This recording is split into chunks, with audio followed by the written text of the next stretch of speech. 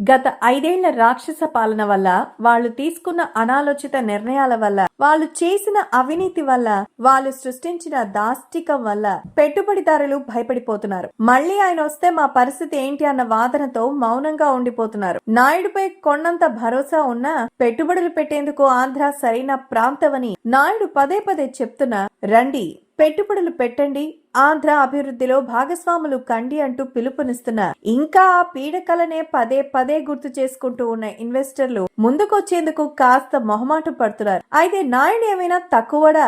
ఓడించోట గెలవాలి అంటున్నాడు, గెలిపిస్తాను అంటున్నాడు. రణక్షేత్రంగా మారిన అదే నేలను రతనాల ప్రాంతంగా మార్చేందుకు విశ్వ ప్రయత్నాలే చేస్తున్నాడు. అవును, నాయుడు ఏపీ గ్రోత్ స్టోరీని తయారు చేస్తున్నాడు. రాష్ట్రాభివృద్ధి కోసం పెట్టుబడుల వేటలో దావోస్ కి పైన అవుతున్న నాయుడు ఏపీ గ్రోత్ స్టోరీని దావోస్ లో ప్రతి మీటింగ్ లో చూపించాలి అని, అందరికీ తెలిసేలా వినిపించాలి అని అనుకుంటున్నాడు. అక్కడ అడిగిన ప్రశ్నలకు ఇట్స్ ఎ లెంగ్తీ క్వశ్చన్ అంటూ బిక్కమొహం వేసి గత పాలకుడు పుణ్యమా అని పోగొట్టుకున్న ఆంధ్ర పరువును తన క్యాలిబర్ తో మళ్లీ నిలబెట్టాలి అని అనుకుంటున్నాడు. గతంలో ప్రతి బస్సుపై Andhra Pradesh it's a sunrise state అంటూ తనదైన శైలిలో ఆంధ్ర ఖ్యాతిని సరికొత్తగా అక్కడ అందరికీ పరిచయం చేసిన నాయుడు ఇప్పుడు ఏపీ గ్రోత్ స్టోరీ అంటూ మరో సరికొత్త ఆలోచనతో దావోస్ కి వెళ్లడం విశేషం. అయినా చలి ప్రాంతంలో పొద్దున్నే లేవలేం, స్నానం చేయలేం, పెట్టుబడులు తేలేమంటూనే ఆదానితో 1700 కోట్ల